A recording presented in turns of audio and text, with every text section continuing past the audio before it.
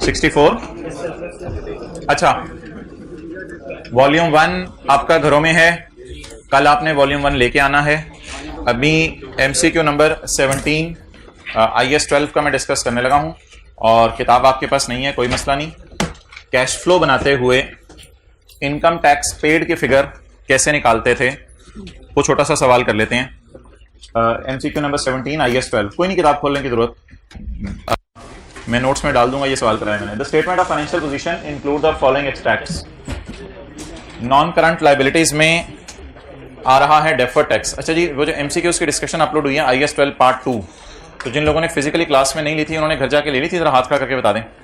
जिन्होंने घर जाके नहीं ली वो घर जाके आज अटेंड कर लेंगे, जरा ये भी बता दें। उसमें ना शुरू वाले 5-7 मिनट बड़े इंपॉर्टेंट है, तो इसलिए वो जरूर आप अटेंड कर लीजिएगा। ओके, अच्छा जी, the statement of financial position of nitrogen, ऐसे ना लेटे लेटे आराम से अटेंड कर लिया करो थोड़ी देर, MCQs टाइप की डिस्कशन।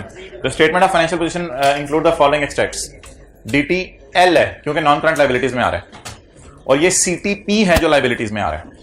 तो आज मैं CTP का भी पेएबल टाइप अकाउंट बनाने लगा मैं जी।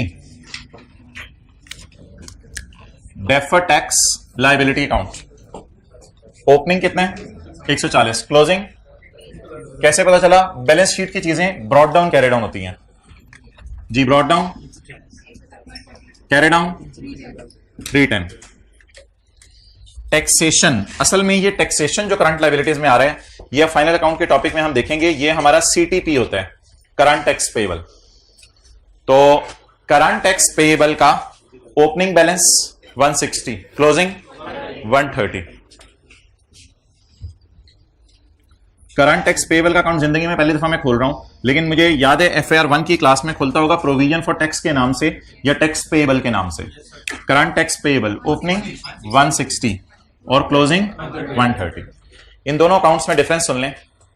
इसमें सिर्फ खर्चा बैलेंसिंग आता है क्योंकि डेफर्ड टैक्स पे नहीं होता, वो करंट के जरिए ही पे होता है। इसमें सिर्फ DTE बैलेंसिंग आता है, इसमें कभी भी कैश नहीं आता। इसमें दो चीजें बैलेंसिंग आती हैं, इसमें CTE इधर आता है और CTP डेबिट कैश क्रेडिट इधर आता है। तो इसमें TE आता है और कैश भी आता है। Okay, the tax charge in the P&L is 270। P&L में टैक्स चार्ज का मतलब है CT/DT का टोटल, और ये फॉर द ईयर है क्योंकि P&L का लफ्ज लिखा हुआ है। P&L में टैक्स चार्ज है 270। तो ये क्या चीज है? ये है CTE और DTE का total. The tax charge in the P&L is 270। P&L में टैक्स चार्ज है 270, और आपको पता है हम खर्चे को नेगेटिव शो करते हैं। अब सारा डाटा अल्लाह का शुक्र है अवेलेबल है, दानिश भाई भी माशाल्लाह आ गए हैं। तो अब हमने क्या करना है, इधर देखें कौन सा अकाउंट पहले पूरा करें, DTL वाला अकाउंट पहले पूरा कर लें। इसको बैलेंसिंग निकाल लेते हैं 170। खर्चा हो रहा है, खर्चा या उलट रहा है, खर्चा हो रहा है 170, ये बैलेंसिंग आ जाएगा 100 जमा 170 270, ये 100 आ गया। ये 100 खर्च CT डेबिट CTP क्रेडिट 100। तो कैश कितना आ गया? ये कैश फ्लो में जाएगा एज अ टैक्स पेड। किस नाम से जाएगा? As a tax. What amount of tax was paid during the year, तो ये कैश फ्लो में जाएगा एज अ टैक्स पेड। तस्वीर खींच लें, सोल्यूशन एज इट इज बना हुआ है, तो मैं कोई टाइम नहीं दे रहा आपको। FAR 1 में ना असल में डेफर्ड टैक्स का अकाउंट बस नहीं बनता था, CTP का अकाउंट आप बनाते थे, और FAR 1 की किताबों में इसका नाम होता था, मैं सामने आ गया हूं, प्रोविजन फॉर टैक्स, क्योंकि टैक्स भी एक अंदाजा होता है, बाद में टैक्स वाले इसको बदल सकते हैं। MCQ 12 नीचे आपने मुझे पता लिखना तो है नहीं, तस्वीर खींचने के बाद आप कहां तस्वीरों के नंबर देते हैं इतने अच्छे हों। MCQ 17 IS 12। ओके चलें जी आगे।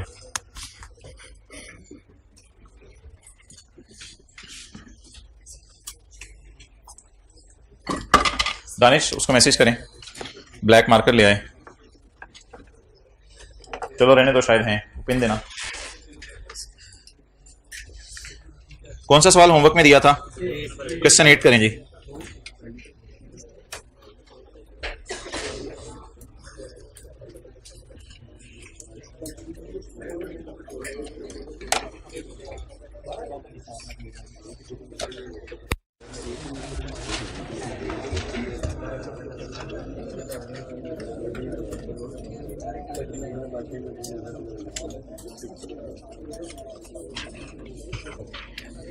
The statement of financial position of parent, बस टाइम ज़ाया समझ लें या रिवीजन समझ लें, जो भी समझ लें।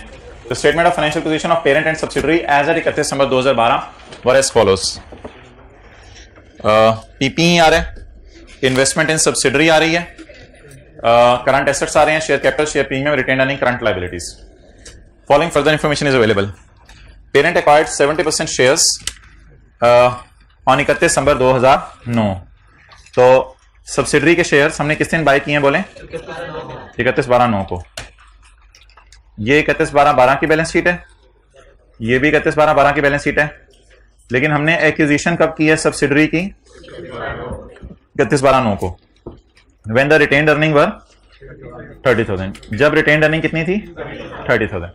लेकिन अभी अल्लाह का शुक्र है, जब हमने इसको खरीदा था इसमें 30 किलो गोश्त था, जब आज खड़े हैं तो आज इसमें 80 किलो गोश्त है।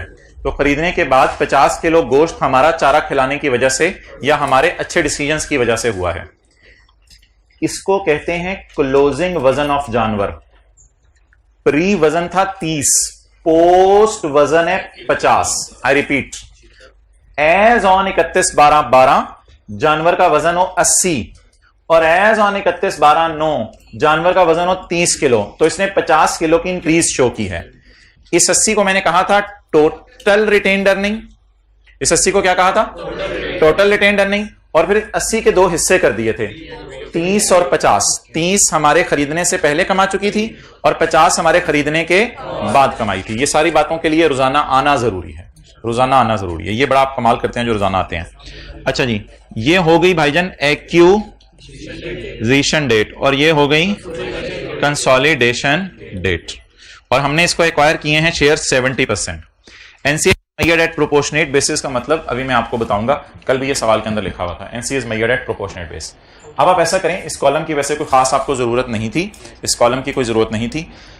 मुझे ये बताएं कि हमने 5 लाख जमा 125 जमा 80 वाली सब्सिडरी का 70% 600 में खरीदा है? नो, हमने 5 लाख जमा 125 जमा 30 वाली सब्सिडरी का 70% 6 लाख में खरीदा है। बहरहाल इस डेटे की कोई खास जरूरत नहीं होती, इस डेटे को मैं गायब भी कर सकता हूं, जरूरत पड़ने पर मैं डेटे को खोल लूंगा। ओके, अच्छा अब सवाल स्टार्ट करते हैं। जितनी फिगर्स नजर आ रही हैं उनको फेस के ऊपर पोस्ट करने से मैं आपको नोट करने का टाइम नहीं दूंगा, सिर्फ इसको एक दफा मैंने शो करना है क्योंकि अगले सवाल जो मैं कराऊंगा उसमें भी इसी की रिवीजन होनी है। तो सिर्फ आप लोग consolidated statement of financial position, भाई यही मार्कर जबरदस्त है, एंड तक किसी को संभाल के रखें क्लासों के। अब्दुल्ला राजपूत, पीपी 800 जमा 600, 800 जमा 600।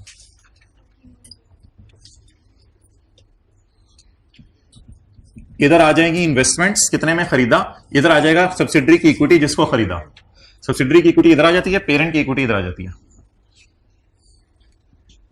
वर्किंग 2 सब्सिडरी की रिटेन्ड अर्निंग। अच्छा, वर्किंग 3 पेरेंट की रिटेन्ड अर्निंग नहीं है, वर्किंग 3 है कंसोलिडेटेड रिटेन्ड अर्निंग, जिसमें पेरेंट की रिटेन्ड अर्निंग भी आती है, लेकिन इसमें सब्सिडरी की रिटेन्ड अर्निंग ही आती है। इधर पेरेंट की रिटेन्ड अर्निंग भी आती है और इधर सब्सिडरी की रिटेन्ड अर्निंग ही आती है। और इसके बाद पेएबल टू हमारा बड़ी जिगर Imran Khan, payable to NCI. Okay, 860, ये 600 क्या है?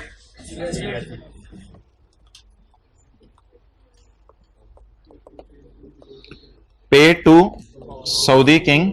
अच्छा, कभी कभी ना इन इन्वेस्टमेंट के साथ लिखा हुआ करेगा एट कॉस्ट, मतलब ये कि जितने पैसे आपने सऊदी किंग को ये चीज खरीदते हुए दिए थे, जैसे होता नहीं प्लांट एट कॉस्ट, तो क्या मतलब होता है, यानी कितने का खरीदा था। तो कभी कभी ना लिख लें आगे इन्वेस्टमेंट्स के साथ लिखा हुआ करेगा एट कॉस्ट। एट कॉस्ट का क्या मतलब है? जितने का खरीदा था, इसे कहते हैं historical cost.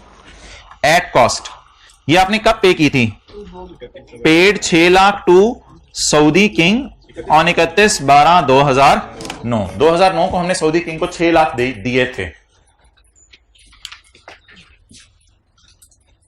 Investments 6 lakh, current assets 50 और 300।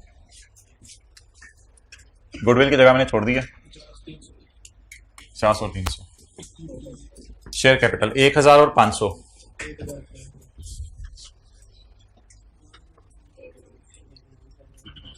एक 1000। जो चीज बिक चुकी है उसका शेयर कैपिटल इधर नहीं आना। शेयर प्रीमियम 300 और 125।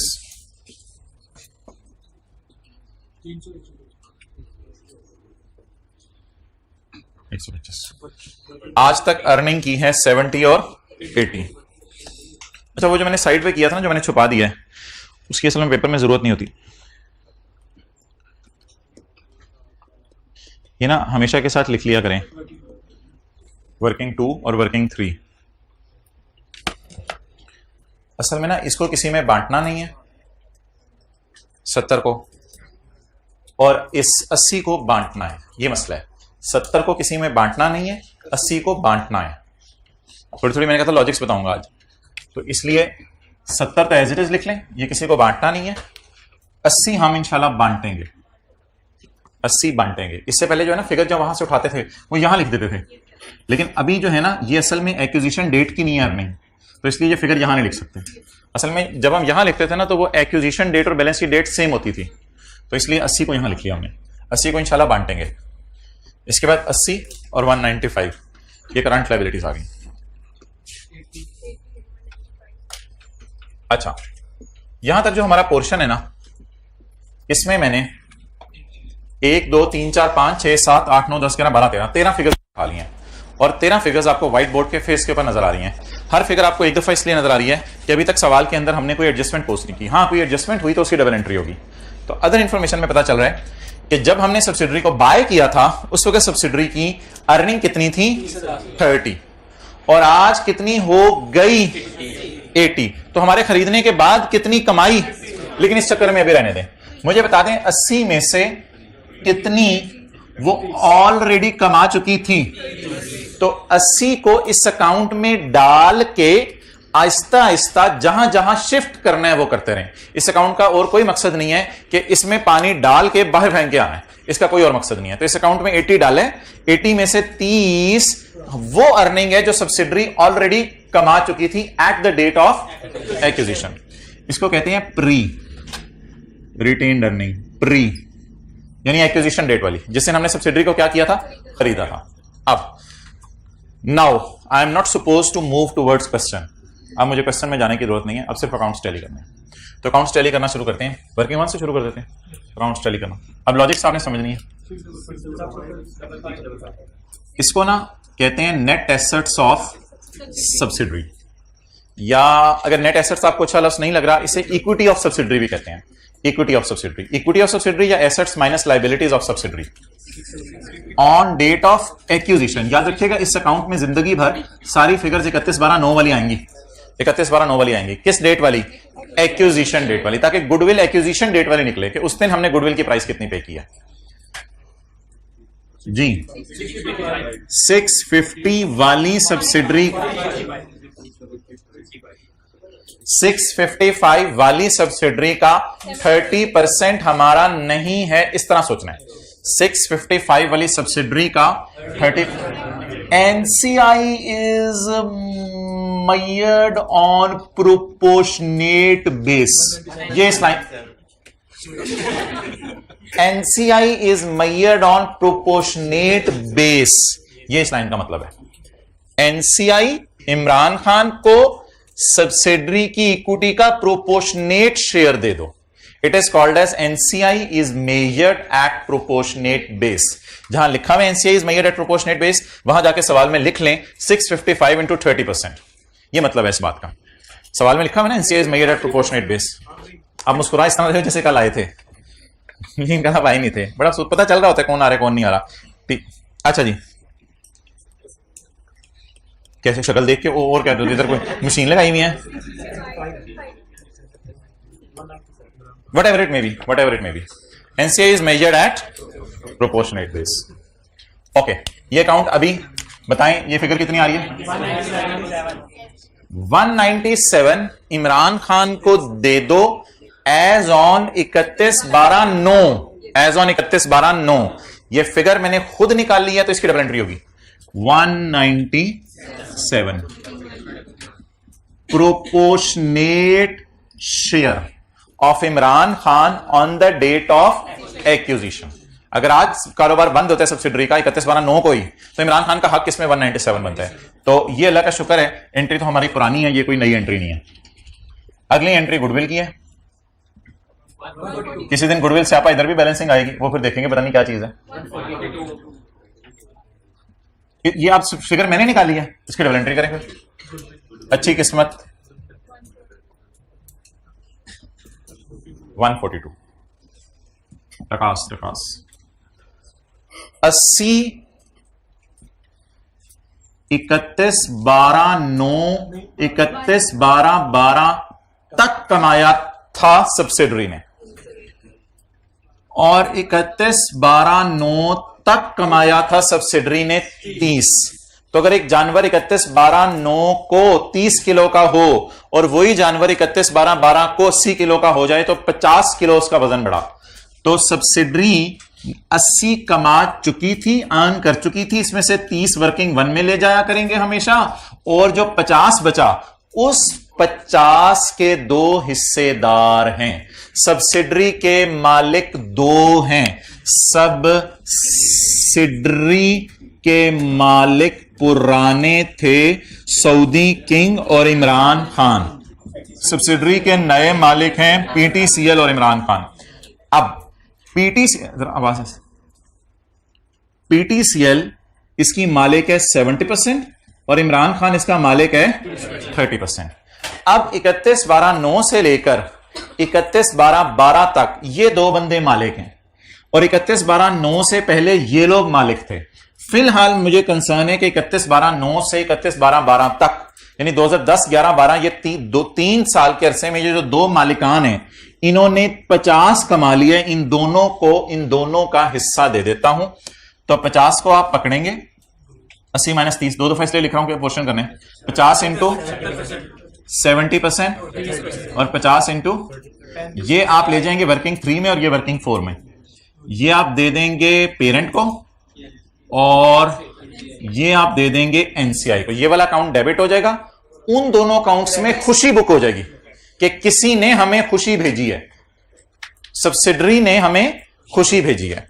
तो हमने ये कहा था, कितना जवाब आया? 35 और 15। तो 35 और 15 को हमने कहा था ऐसे फेंक दें, 35 और 15 को ऐसे फेंक दें, दोनों जगह खुशी बांट दें। आओ जरा 35 और 15 को जरा उंगली रख के इशारा करो क्या करना है। 35 और 15 को, 35 और 15 को, एक्सेलेंट एक्सेलेंट, बिल्कुल जाएं। 35 और 15 को लाके इन्होंने इधर नहीं फेंका, ये तो डेबिट पे आ जाना था। 35 और 15 को इन्होंने इधर नहीं फेंका, 35 और 15 को इन्होंने दोनों को खुशी दे दें। ठीक है, तो सब्सिडरी अपनी खुशियां बांट दे, सब्सिडरी अपने आप को तहस नहस कर दे, खत्म हो जाए कि मेरा सब सीआरई का और मेरा सब एनसीआई का, जो मेरा वो मेरे मालिकों का। तो सीआरई और एनसीआई को खुशियां देके ये अकाउंट क्लोज हो गया। इस अकाउंट में आप कहीं नहीं जाना। तो 35 एसआरई पेरेंट की रिटेन्ड अर्निंग में जब सब्सिडरी की रिटेन्ड अर्निंग डाल देंगे एक्विजिशन डेट के बाद वाली, तो कंसोलिडेटेड रिटेन्ड अर्निंग इसका नाम बन जाएगा। ये इमरान खान का हिस्सा था 31/12/9 को। 3 साल में और भी इसने कमाया है, वो इसने कमाया है 15। अच्छा, ये जो दोनों अकाउंट्स है ना, ये क्लोज नहीं होते, इनका कैरी डाउन निकलता है और कैरी डाउन फिर बैलेंस शीट के मुंह पे जाता है।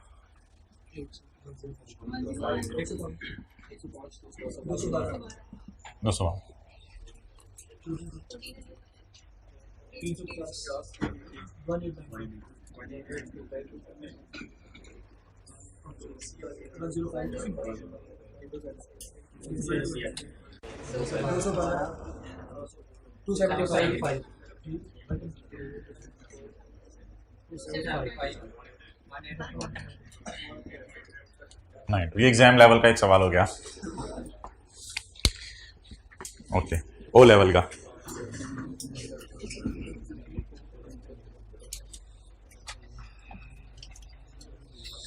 चलो भाई ले आओ इधर, ले आओ इधर, आग जल रही है, ले आओ इधर, जरा आग सेक लें।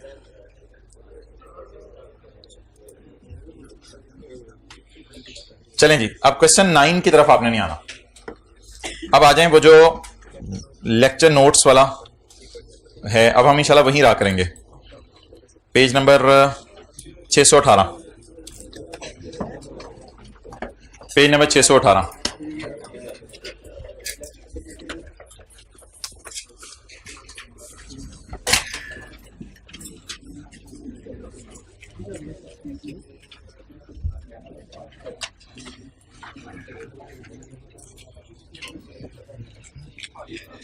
कंसोलिडेशन में जितना सोचने को कहा जाएगा, जहां तक और जैसे चलवाया जाएगा वैसे ही चलना है।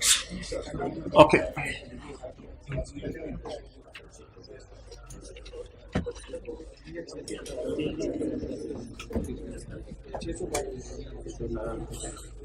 P limited acquired 2100 shares of S limited. P limited ने एस लिमिटेड के 2100 शेयर्स खरीदे हैं। Page number 618। ऑनलाइन में व्हाट्सएप ग्रुप में ये नोट्स अपलोड कर दिए हैं, 3-4 पीडीएफ की फाइल्स हैं, शायद 2-3। अच्छा, जब तक बुक ना आए। P limited acquired 2100 shares of S limited. P limited ने एस लिमिटेड के 2100 शेयर खरीदे। कितने के? अच्छा, सऊदी किंग ब्रीफ केस में क्या लाया था? कितने? 2100। हमने उससे 2100 शेयर वाला ब्रीफ केस लिया और उसको कितने पैसे दिए? 36,000 पैसे दिए। लेकिन हमारी इन्वेस्टमेंट्स तो 40,000 की आ रही हैं। 4,000 हमने कोई और इन्वेस्ट किया होगा, may be invested in bank, may be invested somewhere else. तो 4,000 की कोई और इन्वेस्टमेंट्स हो सकती हैं, कोई मसला नहीं। तो मुझे बता दें, सऊदी किंग को कितना पे किया हमने? 36। लेकिन हमारी बैलेंस शीट का भाईजान गेम ऑन होने लगी है, भाईजान चीजें शुरू होने लगी हैं कंसोलिडेशन की, आहिस्ता आहिस्ता रोजाना आती रहेंगी अब चीजें। अब आपने टेंटिव रहना है। अच्छा जी, हमने कितने शेयर खरीदे हैं? किसके? सब्सिडरी के। तो सऊदी किंग ब्रीफ केस में डाल के 2100 शेयर लाया था और हम ब्रीफ केस में डाल के 36,000 पे लाए थे। 36,000 पे हमने उसको दिए, उसने हमें 2100 शेयर दिए, चल हो गया। Following are the balance sheet. अच्छा, अभी ये नहीं पता चल रहा कि सब्सिडरी के हमने शेयर कितने खरीदे। तो ये मैं स्काई ब्लू में हाईलाइट कर रहा हूं ना, ये वाला डाटा जो है आपने पेपर में पहले दीवानावार ढूंढा करना है। और एक काम आपने किया करना है, आपने यहां लिख लिया करना है 2800 शेयर्स ऑफ रुपीज, ये कल आपको बात बताई थी, 2800 shares of rupees 10 each. Subsidiary का सरमाया कितना है? 28,000। 28,000 तो एक शेयर कितने रुपए का है? 10 रुपए का। तो टोटल इसके शेयर कितने हैं? 2800 शेयर हैं। 2800 में से हमने कितने खरीदे? तो क्या ये 50% से ज्यादा बनेंगे? तो इसका मतलब है हमने सब्सिडरी बना लिया इसको, because the shares are greater than. Sky blue वाले डेटे को हाईलाइट करके मैं इस नतीजे पर पहुंचा हूं कि percentage acquired by parent, parent ने कितने परसेंट शेयर एक्वायर किए हैं? कितने खरीदे हैं शेयर? उसके शेयर थे कितने? मल्टीप्लाई करेंगे 100 से ताकि जवाब पॉइंट्स में ना आ जाए। 2100 शेयर्स का मतलब है 75% शेयर्स। तो अगर सवाल के अंदर परसेंटेज मिसिंग हो तो ऐसी सूरत में हम परसेंटेज भी निकाल सकते हैं।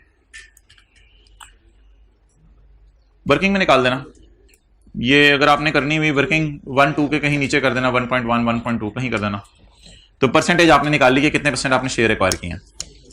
ओके, मुझे बताएं हमने ये शेयर कितने के खरीदे हैं? 36,000 के। लेकिन हमारी बैलेंस शीट का मुंह क्या शो कर रहा है कि हमारी इन्वेस्टमेंट्स कितनी है? इसका मतलब है इसमें 36,000 की हमने एक्वायर की है सब्सिडरी और 4,000 की कोई अदर इन्वेस्टमेंट्स हैं। अदर इन्वेस्टमेंट्स की इंशाल्लाह हमें टेंशन नहीं होगी, ये हम बैलेंस शीट के मुंह पे एज इट इज शो कर देंगे। हम वर्किंग 1 में कितनी इन्वेस्टमेंट्स लेके जाएंगे आज? 40,000 या 40 में से 36? 40 में से 36।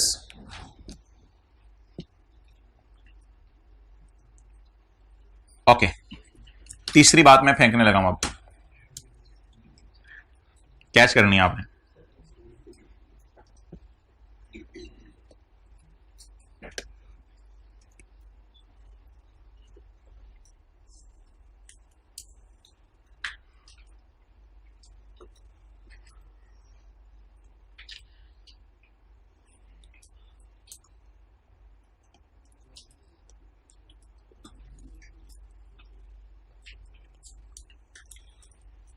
जी क्या है ये? पहले पेरेंट की किताबों में देखे ना क्या कहानी है। पेरेंट क्या कह रहा है?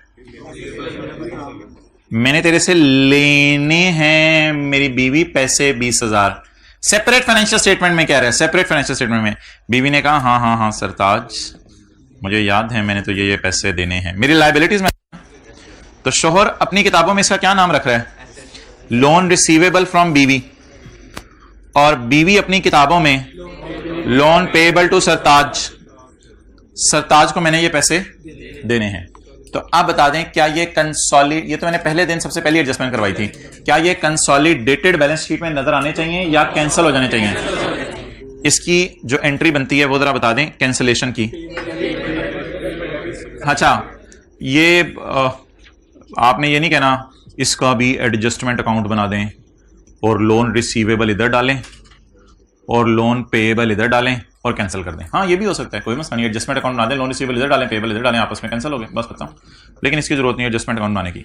तो एडजस्टमेंट अकाउंट असल में हर चीज का बनता है, कैंसिलेशन असल में मकसूद है, लेकिन इसकी हम जनरल एंट्री कर दिया करेंगे। कैंसिलेशन की जनरल एंट्री। जी भाईजान किसकी किताबों में रिसीवेबल आ रहा है? पहले आपने एसेट को पकड़ा करना है। जैसे उधर इन्वेस्टमेंट अकाउंट में पहले इन्वेस्टमेंट्स डालते हैं ना, पहले एसेट्स को पकड़ने की आदत डालें फिर लायबिलिटीज को पकड़ने की आदत डालें। तो पहले एसेट पकड़ें। शोहर कह रहे हैं मैंने तेरे पैसे लेने हैं, पहले ना शोहर को ना साइड पे ना कर यार, छड़ दे यार, छोड़ यार रिलैक्स, ना ना ना ना ना ना यार पैसे ना यार, ऐसे बेचारी को परेशान बैठी है कि पैसे तो छोड़ यार छोड़। तो शोहर तैयार हो जाएगा लोन रिसीवेबल क्रेडिट करने पे। बीवी ऑटो पे लगी होगी, बीवी ऑटोमेटिकली क्या कहेगी मैंने कौन से देने थे। तो बीवी की किताबों में क्या आ रहा है? लोन पेएबल आ रहा है। लेकिन मोहतरम हम तो इन दोनों को एक बनाने लगे हैं। अब तो ये भी नहीं, जब ये भी नहीं तो ये भी नहीं। तो कंसोलिडेटेड बैलेंस शीट में क्योंकि दोनों एक बन जाते हैं इसलिए आपस के रिसीवेबल पेएबल नजर आने बंद। हाँ कोई आउटसाइड वर्ल्ड से लोन लिया हुआ है, किसी बैंक वगैरह से लोन लिया हुआ है, वो इंशाल्लाह हम शो किया करेंगे। कल के सवाल में मैं शो कराऊंगा बैंक से लोन। लेकिन अगर इनका कोई आपस का लोन है तो वो हम शो नहीं करेंगे। ओके चलें जी, कंट्रोल जेड नहीं हो रहा।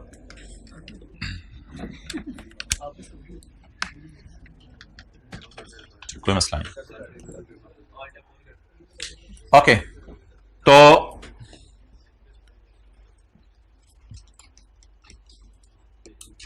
कितने से जी? 20 से। तो ये एंट्री आप कर लें। अब मैं ये एंट्री करूं, यानी इतनी सी एंट्री मैं करूं, क्या हो गया यार? बादशाह हैं आप, कोई सुल्तान आजम है, करें ये एंट्री। ये कंसोलिडेशन पर्पस के लिए एंट्री है, ये किसी की सेपरेट बुक्स में एंट्री नहीं हो रही, ये कंसोलिडेशन पर्पस के लिए जनरल एंट्री है कैंसिलेशन की।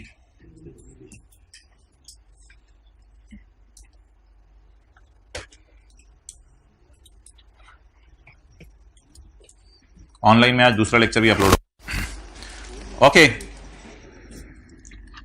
आप लोगों को मैं कुछ नहीं कह रहा, आपकी तरतीब और चल रही है। अच्छा आपको इंशाल्लाह मैं कल कोई बात करूंगा आपसे। अच्छा तो लोन पेएबल और लोन रिसीवेबल हो गया, डन जी। असल में होता है ये जो इधर रिकॉर्ड होता है अगले दिन सुबह 1 AM पे ऑनलाइन वालों को अवेलेबल हो जाता है। ये एंट्री करनी कोई जरूरी नहीं है, आप जबानी भी कर लोगे इंशाल्लाह पेपर में काम चल जाएगा, कोई मसला ही नहीं। और ज्यादा मसला हुआ तो मुझे फोन कर लेना। अच्छा तो मैं घर में होमवर्क करते हुए कह रहा हूं, आप क्या समझ रहे? अच्छा नेक्स्ट जी, अस्सलाम वालेकुम, क्या हाल है? खैरियत से आप? माशाल्लाह। अच्छा जी, पीपी आ रहा है, लोन रिसीवेबल फ्रॉम एस आ रहा है, इन्वेस्टमेंट्स आ रही हैं, शेयर कैपिटल आ रहा है, रिटेन अर्निंग आ रहा है, लोन पेएबल टू पी आ रहा है टाइम ऑफ। अच्छा जी अब आप मुझे ये बता दें कि एक्विजिशन किस दिन हुई है? बैलेंस शीट डेट है, बैलेंस शीट डेट कब है? ये कंसोलिडेशन डेट है या बैलेंस शीट डेट है? एक ही बात हुई। Acquisition 5 years ago। अब डेट लिखने की जरूरत नहीं है, लिखनी है तो लिख लें, वो आपकी मर्जी है। 5 years ago यानी कि ये है 30 जून 14 पेरेंट, तो 5 साल पीछे चले जाएं। 30 जून 13, 30 जून 12, 30 जून 11, 30 जून 10, 30 जून 9। तो हमने सब्सिडरी को किस दिन बाय किया था? बाय नहीं किया था, BUY किया था। किस दिन सब्सिडरी को हमने BUY किया था? 30/6/9 को। और वो सवाल ही क्या जिसमें 30/6/9 की रिटेन अर्निंग गिवन ना हो? सवाल में इंशाल्लाह बीवी की रिटेन अर्निंग गिवन होंगी on the date of acquisition, इंशाल्लाह गिवन होंगी, इंशाल्लाह गिवन होंगी। At the time of acquisition the retain earning of BV वर 7 बता दें जी सब्सिडरी की रिटेन अर्निंग कितनी थी 7,000, लेकिन इसकी मैंने आपको अक्सर बताया कि जरूरत कोई नहीं है, बस ऐसे ही आपके समझने के लिए मैं लिख देता हूं कि 31/12/9 को इसकी रिटेन अर्निंग थी 7,000। NCI is measured at proportionate share of net assets of S, वो एक ही बात है, proportionate share of net assets of S. नहीं आई वर्किंग वन, अच्छा मेरे ख्याल था आ जाएगी इसमें। अच्छा तो इधर जो नेट एसेट्स लिखे थे उसी का प्रोपोर्शनेट शेयर लिया था ना, तो एक ही बात है, NCI is measured at proportionate share of. मोहतरम मोहतरम मोहतरम मोहतरम मोहतरम, जो जो जो नहीं देख रहा उसको कह रहा हूं मोहतरम, ये पहली एडजस्टमेंट आज हम करेंगे। ऊपर चलेगी। At the year end goodwill is impaired by, जान ले लेंगे गुडविल की, पूरी नहीं 20% जान ले लेंगे गुडविल की। तो आज पहली एडजस्टमेंट हम करेंगे। तो पॉइंट नंबर 1 और 2 तक तो पिछले वाला सवाल है, तो रिवीजन करते हैं, रिवीजन करते हैं। पॉइंट 1 और 2 पिछले वाला सवाल है, तो यहां तक अब आप रिवीजन कर लें। 7,000 को गायब कर दें, इसकी जरूरत नहीं है, मैं ऐसे गायब करने लगा।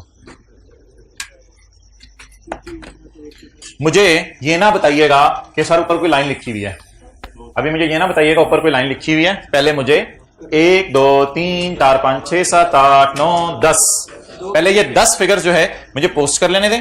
जब मैं 10 फिगर्स ये पोस्ट कर लूं, इनको मैं पोस्ट करके कैंसिल करूंगा, इनको पहले मैं पोस्ट करूंगा, पोस्ट करके कैंसिल करूंगा।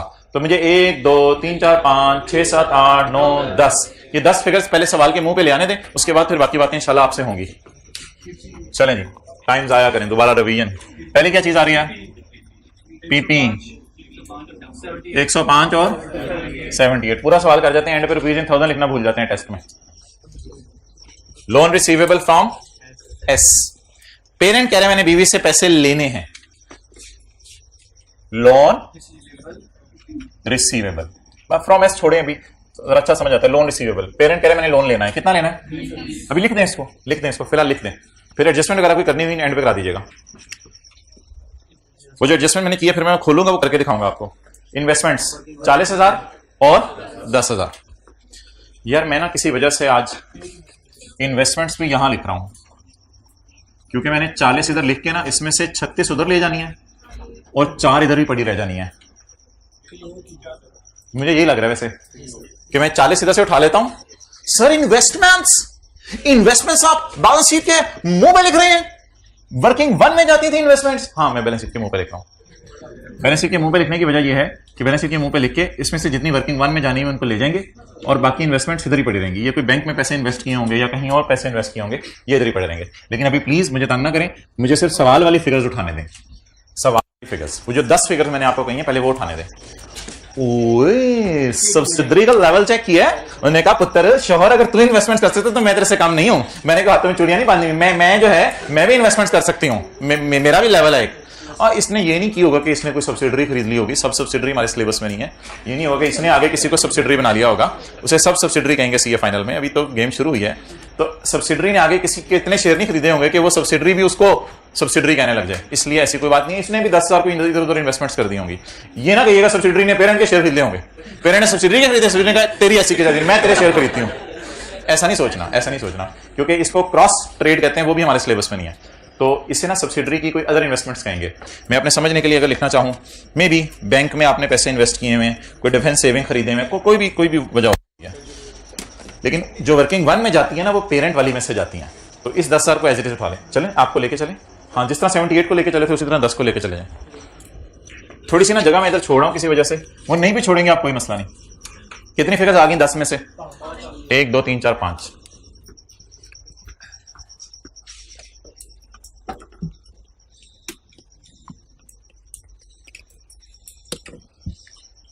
इसको तो वर्किंग 3 में ले जाएंगे ना, और इसको वर्किंग 2 में।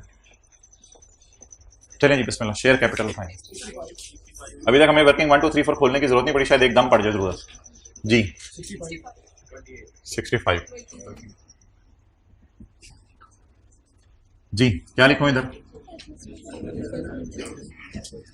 Adjustment account, share capital 28 lakh रुपए को वर्किंग 3 में ले जाएं, क्योंकि ये किसी को बांटना नहीं है और सब्सिडरी तो बिक चुकी है, इसलिए किसी ऐसी वर्किंग में ले जाएं जहां से आगे इसको बांटना पड़े।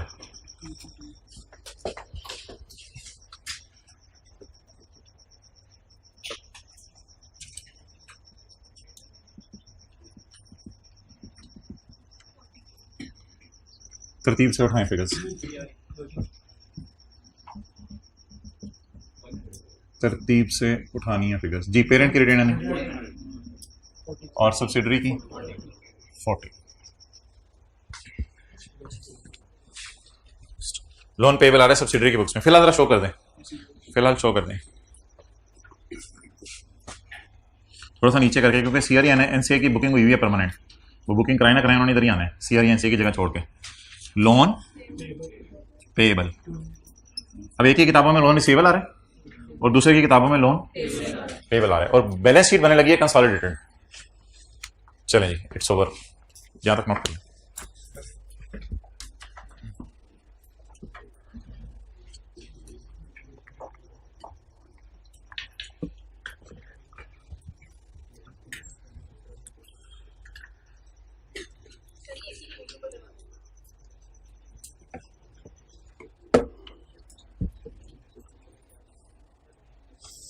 आज नहा दो क्या आए हैं बच्चे जुम्मे की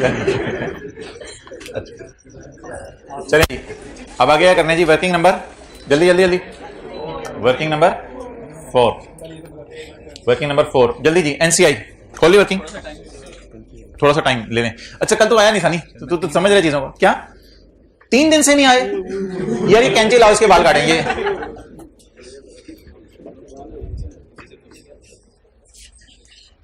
बाहर निकलेंगे, अच्छा नहीं चलें। सब्सिडरी पेरेंट के शेयर खरीदे, हाँ ऐसा हो सकता है सब्सिडरी पेरेंट के शेयर खरीद ले, बट इसके लिए you have to wait for CA final. दुनिया में बहुत कुछ हो रहा है भाई, क्या क्या बताएं आपको। क्या क्या रह गया जी, 10 फिगर्स उठ रही है या कुछ रह गया, क्या रह गया? 7,000 क्या है? 1 2 3 4 5 6 7 8 9 10, बस 10 फिगर्स उठा ली बस। आप 10 फिगर जब उठाएंगे तो आपकी बैलेंस शीट टैली है। अब आप कोई भी नहीं उठाएंगे तो डबल एंट्री करनी पड़ेगी, क्योंकि 10 फिगर तो आपने बैलेंस शीटों से उठाई है ना। तो जब 10 फिगर्स आपने बैलेंस शीटों से उठाई है तो वो तो ऑलरेडी टैली है। तो इस वक्त आपका सवाल टैली, अगर आप कैरी डाउन्स निकाल लें जो मर्जी करें आपका सवाल टैली हो जाएगा। तो 10 फिगर्स तो कहां से आ गई? बैलेंस शीट से। अब अदर इंफॉर्मेशन में जाके देखते हैं 1 बाय 1 के क्या क्या सवाल के अंदर स्यापे पड़े हुए हैं। पी लिमिटेड ने एक्वायर किए हैं जी, कितने % शेयर। अच्छा ये ना ऐसी चीज होती है कि पेपर में ना ऐसे फौरन नजर मार लिया करनी है आपने, 2100 शेयर खरीदे हैं, इसको धोखा, इसको 28,000 नहीं समझा करना, थोड़े बड़े हो जाए, इसको 2800 शेयर कहना है आपने, क्योंकि शेयर है ना। तो 2100 शेयर खरीदे 2800 में से, फौरन ये देखते ही आपकी नजर जाया करेगी सब्सिडरी के शेयर कैपिटल पे, क्योंकि खरीदा तो सब्सिडरी को जाता है ना, खरीदा तो किसको जाता है? सब्सिडरी को। 2100 को डिवाइड करेंगे 2800 से, यू विल गेट 75%। तो आपने कितने % शेयर खरीद लिए? 75%। चलिए जी पहले लाइन पढ़ना शुरू करें। 2100 शेयर खरीदे हमने 5 साल पहले 36,000 के, लेकिन हमारी इन्वेस्टमेंट कितनी है? 40 में से 36 इस काबिल है कि वर्किंग, बाकी इन्वेस्टमेंट कोई आपकी नॉर्मल इन्वेस्टमेंट्स होंगी वो आपकी पड़ी नहीं, कोई मसला नहीं। 40 में से 36 ले जाएं और इनको वर्किंग 1 में शो कर दें।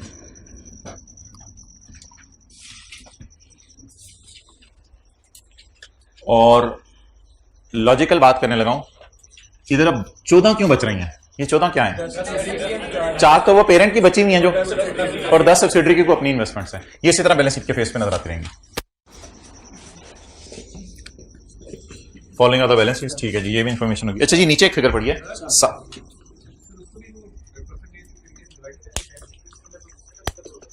किसको? वो तो मैंने आपको पहले दिन बता दिया था, हमारा कंट्रोल इसके ऊपर पूरा होता, तो ये तो कभी भी नहीं करना। पीपी पेरेंट की और पीपी सब्सिडरी की पूरी ऐड करने की लॉजिक ये बताई थी कि सब्सिडरी के प्रॉपर्टी प्लांट एंड इक्विपमेंट में इमरान खान का भी हिस्सा होता है, लेकिन वो अलग से इसको एनसीए के नाम से डाल के देंगे, इधर इसको अलग अलग नहीं करेंगे। सिमिलरली 10 के लिए 7,000 रुपए किस दिन की रिटर्न अर्निंग है? अब आप मुझे बताएं, जब हमने सब्सिडरी को खरीदा या जब हमने बकरे को खरीदा, इसमें कितना गोश्त था? 7 किलो। आज कितना गोश्त हो गया है? हमारे खरीदने के बाद गोश्त तो गोश्त हो गया कितना? 33 किलो। तो 40 के 2 हिस्से कर देंगे हम। 40 में से कितना सब्सिडरी कमा चुकी थी? 7। इसको ले जाएं वर्किंग 1 में 7। डन। ये रिटेन अर्निंग आ गई। तो यहां पे प्री रिटेन अर्निंग जाया करेंगी। चलें जी, इट्स ओवर नाउ। एक हमारी जनरल एंट्री रह गई है गुडविल की इंपेयरमेंट की, लेकिन वो गुडविल आएगी तो इंपेयर होगी ना, तो पहले गुडविल निकालेंगे। अच्छा जी, एक कैलकुलेशन मुझे करवा दें उससे पहले। ये 20 रुपए की एडजस्टमेंट कोई करवा दें, 20 रुपए की एडजस्टमेंट। एक एंट्री मैंने करके साइड पे रखी हुई है, वो 20 रुपए की एडजस्टमेंट करवा दें। ये एंट्री करवानी है आपने मुझे? नहीं नहीं, पेएबल डेबिट रिसीवेबल, पहले ऐसा खत्म कराया करें। रिसीवेबल को क्रेडिट करो, इसीलिए तो मैंने रिसीवेबल शो किया हुआ है। रिसीवेबल को क्रेडिट करो, ये एक जनरल एंट्री है। अगर आपको दिल चाहे ना तो इसका नाम वर्किंग नंबर 8 रख लें। इसका नाम क्या रख लें? Working number 8। सर ये वर्किंग नंबर 8 का क्या मतलब है? भाई वर्किंग 5 की भी बुकिंग हुई हुई है, वर्किंग 6 की भी बुकिंग हुई हुई है, वर्किंग 7 की भी बुकिंग हुई हुई है। हमारे पास अब वर्किंग अगर बचा करेगी ना तो 8 ही बचा करेगी। 5, 6, 7 जरा दिन आने तो दें अभी। तो वर्किंग 5 भी एक हुआ करेगी, 6 भी हुआ करेगी, 7 भी हुआ करेगी। उसके बाद जो वर्किंग है उनमें कोई पैटर्न नहीं है, जो मर्जी वर्किंग करे। तो ये हमारी वर्किंग नंबर 8 है। तो एंट्री पोस्ट कराएं जी, लोन पेएबल डेबिट और लोन रिसीवेबल क्रेडिट। तो लोन रिसीवेबल क्रेडिट मैंने कर दिया, लोन पेएबल कम कर दूं। अल्लाह का शुक्र है आप कंसोलिडेटेड बैलेंस शीट में लोन नजर नहीं आ रहे। ये वो एडजस्टमेंट थी जो पहले दिन आपको कराई थी। चलें जी, वर्किंग 1 से शुरू कराएं अकाउंट पूरा कराना। 30, इसके दो नाम है, equity of subsidiary on acquisition date या net assets of subsidiary on acquisition date. The NCI will be measured at proportionate base of net assets of subsidiary on date of acquisition. The NCI is measured at proportionate basis of net assets of subsidiary on acquisition. ये होते हैं net assets, इनका proportionate ले लें और ये NCI को दे दें। यार अब एनसीआई के लिए ना आज के बाद पेएबल का यूज नहीं करना। इसमें कितना हमारा नहीं है? 25।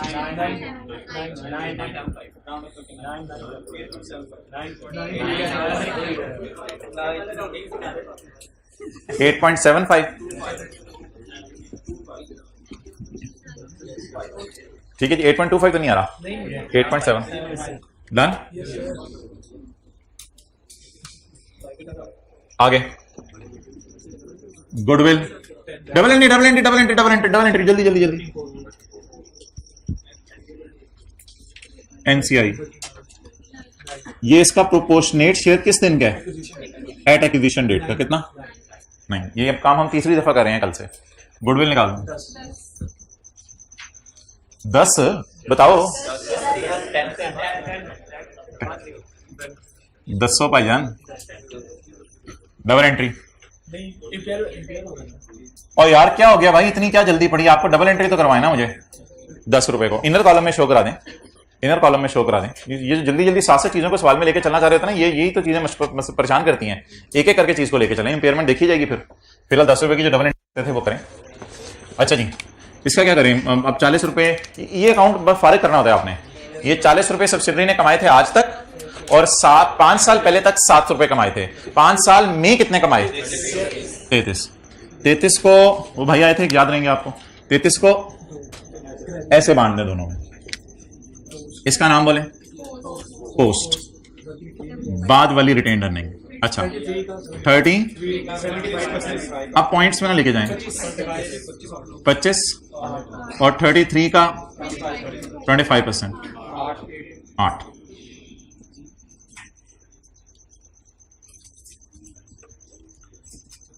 33 का 75%, 25 और 33 का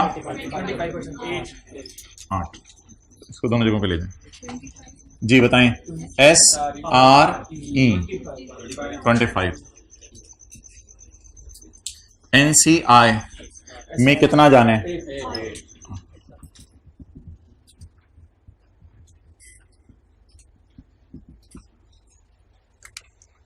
तो सब्सिडरी की रिटेन अर्निंग दोनों को दे दी। इसके बाद ये अकाउंट क्या हो गया? क्लोज हो गया। अब अगर आप right at this point of time carry down निकाल लें तो आपकी बैलेंस शीट टैली कर जाएगी, बट एक एडजस्टमेंट बस रह गई है, it is impairment of goodwill.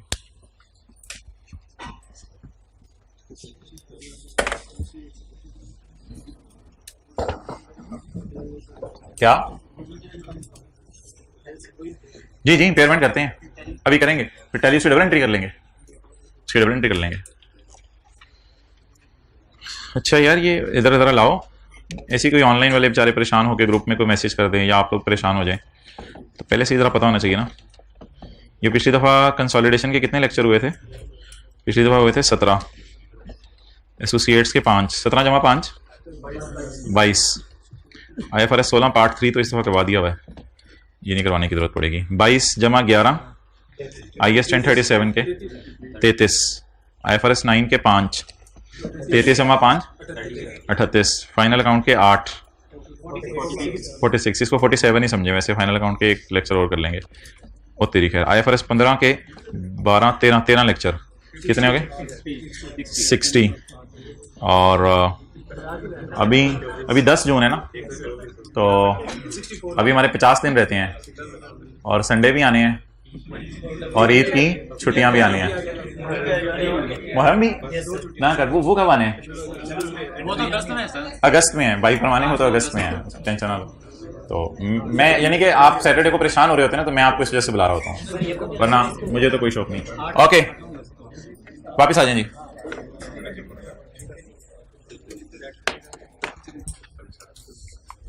Okay चलें जी, यहां तक अब हम मुझे बता दें कि what we are suppose to do. हमने यहां पे खड़े होकर अब क्या करना है? यहां पे खड़े होकर हमने गुडविल की इंपेयरमेंट की जनरल एंट्री करनी है। May be you can say working number 9, working number 5 6 7 book हो चुकी है भाईजान, वर्किंग नंबर 5 6 7 बुक हो चुकी हैं। वर्किंग 5 होगी एस प्रॉफिट, वर्किंग 6 होगी मिसिंग फिगर्स, वर्किंग 7 होगी इन्वेस्टमेंट इन एसोसिएट्स, पता नहीं कौन कौन सी वर्किंग है। वर्किंग 8 वो की थी मैंने कैंसिलेशन वाली, वर्किंग 9। चलें जी, इसकी हेडिंग गुडविल की इंपेयरमेंट। वैसे तो कोई इतनी इंपॉर्टेंट एडजस्टमेंट नहीं है कि इसकी प्रॉपर हेडिंग देके आप करें। ये गुडविल का इंपेयरमेंट लॉस वैसे भी निकाल सकते हैं। गुडविल का impairment loss, impairment loss goodwill की अमाउंट बताएं।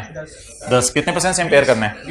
20% से। तो 10 इंटू 20%, गुडविल 10 रुपए की है, इसे 20% इंपेयर कर दें, 2 से गुडविल इंपेयर हो गई।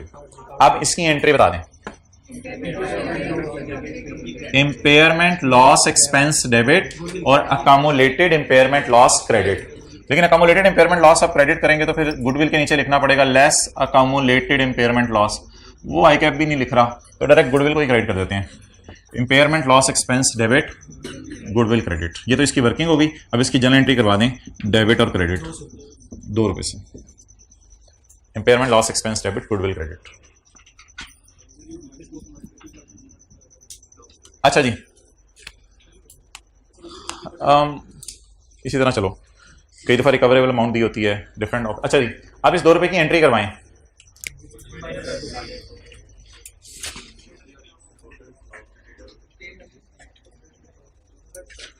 P&L तो बना ही नहीं रहे हम, तो डायरेक्ट बैलेंस शीट बना रहे हैं। रिटेन अर्निंग में जाना है। अच्छा, अर्निंग कम करनी है बढ़ानी है? पहले ये बता दें, एक्सपेंसेस बढ़ रहे हैं कम हो रहे हैं? एक्सपेंसेस बढ़ने से अर्निंग कम होगी। कौन सी अर्निंग कम करूं? ये वाली अर्निंग कम कर दूं तो ये वाली फिगर्स भी रिवाइज होंगी, या ये वाली अर्निंग कम कर दूं? अब इसके अंदर जो है ना बड़ी तफसीली बात है, जो इंशाल्लाह जब घड़ी के 12 बजेंगे ना उसके बाद हम करना शुरू करेंगे। अभी हम नहीं कर रहे ये बात, देख लो अभी 7 मिनट रहते हैं। अच्छा, तो फिलहाल बिना लॉजिक के, लॉजिक बताए बगैर मैं अर्निंग कम करने लगा हूं, ये आपको समझ आ गया है। लेकिन कौन सी वाली अर्निंग कम करने लगा हूं ये मैं थोड़ी देर बाद बताऊंगा। फिलहाल मैं अर्निंग कम करने लगा हूं ये वाली वर्किंग 3 वाली अर्निंग कम। जहां सब्सिडरी हमें खुशियां दे रही थी, वहां सब्सिडरी ने जाते जाते थोड़ा सा गम भी देके चली गई, वहां थोड़ी सी फेंटी भी मार के चली गई। जहां आम खिला रही थी, अमरूद खिला रही थी, जहां जो है वो जूस पिला रही थी, जहां बिरयानियां खिला रही थी, वहां जाते जाते थप्पड़ भी मार के चली गई।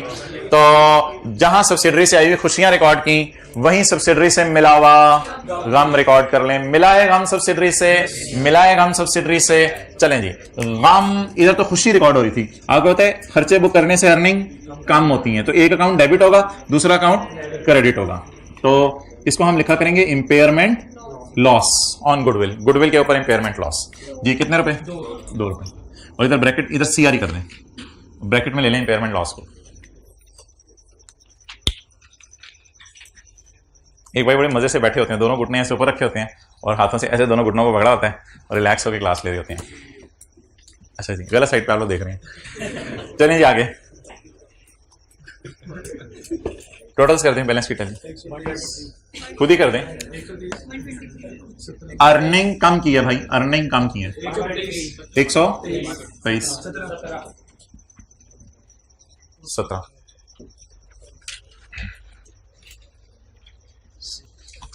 CRE 120 NCR 17 okay.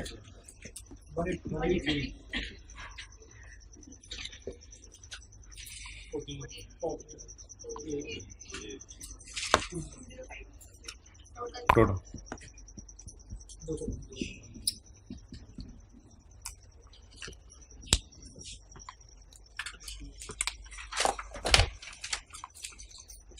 किसी तरह ना रजिस्टर से इस तरह गले मिलें कि ये एंट्री आपके दिल के करीब हो, इस तरह रजिस्टर से गले मिलें कि ये एंट्री दिल में उतर जाए।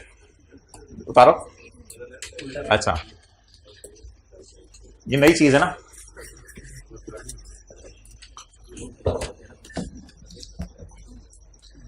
पुरवकार जिंदगी गुजारनी है। खानदान वाले, मोहल्ले वाले, कॉलेज वाले सब कहें यार ये देखो इसे पुरवकार तरीके से जिंदगी गुजारता है।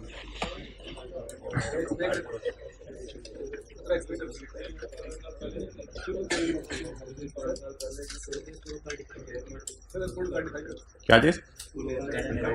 अच्छा तो अच्छा देखो, सब्सिडरी 5 साल पहले खरीदी थी। आने वाले सवालों में ना ऐसा भी हो सकता है पिछले सालों में भी इंपेयर हुई हो, तो पिछले सालों की भी इंपेयरमेंट हमें दे सकता है, तो वो भी हम रिकॉर्ड करेंगे, लेकिन थोड़ी थोड़ी करके भी चीजें बस डिस्कस करो। ओके,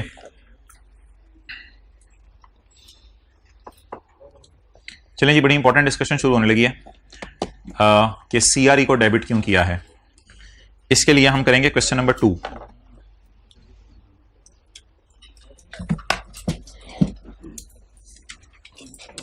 बात आपने बड़ी तसल्ली से समझनी है। ये जो गुडविल है ना, ये पार्शल है। ये गुडविल क्या है? पार्शल है, नामुकम्मल गुडविल है। और इस वर्किंग वन से जो हमने गुडविल निकाली है, इस पर ऐतराज किया गया है। और ऐतराज किसकी तरफ से किया गया? अकाउंटेंट्स की तरफ से ही। अकाउंटेंट्स ने कहा है कि ये वर्किंग वन हमें एक्सेप्टेबल नहीं है, क्योंकि इस वर्किंग वन की ये बैलेंस शीट ठीक है, पेपर में इस तरह कर दिया करेंगे, अगर कभी कहेगा प्रोपोर्शनेट बेस पे करें इस तरह कर दिया करेंगे। लेकिन कुछ अकाउंटेंट्स ने इस पर एतराज किया। उन्होंने कहा ये गुडविल को हम तस्लीम नहीं करते, इस गुडविल को हम नहीं मानते, और ये गुडविल सही कैलकुलेट नहीं हुई, और एक मिस मैचिंग आ गई है। मिस मैचिंग क्या है वो जरा देखिएगा। ये सब्सिडरी की लैंड है, सॉरी ये पेरेंट की लैंड है, ये भी हमने शो कर दी बैलेंस शीट में। सब्सिडरी की पूरी लैंड शो की है हमने बैलेंस शीट में, और बाद में उसको हिस्सा दे दिया जितना उसका बनता होगा एनसीआई का, उसकी फिक्र ना करें। ये पेरेंट की अपनी लैंड है, ये सब्सिडरी की पूरी लैंड बैलेंस शीट के फेस पे शो हो रही है। लेकिन जहां तक ताल्लुक है सब्सिडरी की गुडविल का, वो पूरी शो नहीं हो रही। वो कैसे? वो ऐसे कि हमने जो एडजस्टमेंट अकाउंट बनाया है, इसमें हमने शेयर कैपिटल डाला है 28 और रिटेन्ड अर्निंग अटेंटिव रहने 7, सब्सिडरी में जान है 35 वाली चीज का हम 9 नहीं खरीद रहे। 35 वाली चीज का हम 9, इसका मतलब है हम कितने वाली चीज खरीद रहे हैं? 26 वाली। 26 वाली चीज, वही अकाउंट मैंने नीचे बना दिया दोबारा। 26 वाली चीज के हमने कितने दिए हैं? 36। तो हमने एक्स्ट्रा प्राइस ये जो पे की है, तो ये जो गुडविल आई है क्या सब्सिडरी की गुडविल है या 75% सब्सिडरी की गुडविल है? क्या मैंने सिर्फ अपने हिस्से की कीमत लगाई है 36 या इमरान खान के हिस्से की भी कीमत लगाई है? सिर्फ अपने हिस्से की कीमत लगाई है। Listen again, what is the equity of subsidiary? ये तो टोटल सब्सिडरी की इक्विटी है। इसमें से कितनी मेरी नहीं है? तो कितने वाली मैंने खरीदी? 26 वाली मैंने 36 की खरीदी, तो जवाब 10 आया ना। It means this goodwill is partial goodwill. This goodwill is partial goodwill. जब भी आप प्रोपोर्शनेट करेंगे ना इधर, तो हमेशा ये इससे कट जाया करेगा 35 और 9, तो इक्विटी भी 70% रह जाएगी। 30 माइनस कर दी ना, इक्विटी भी 70% रह जाएगी, और 70% शेयर ही हमने खरीदे हैं। 70% शेयर ही हमने 36 रुपए के खरीदे हैं। तो ये गुडविल नामुकम्मल है। ये गुडविल आई पार्शल। अब ये गुडविल 75% वाली है, फुल गुडविल नहीं है, लेकिन ये प्लांट जो नजर आ रहा है सब्सिडरी का, ये फुल है। इसे कहते हैं मिसमैचिंग।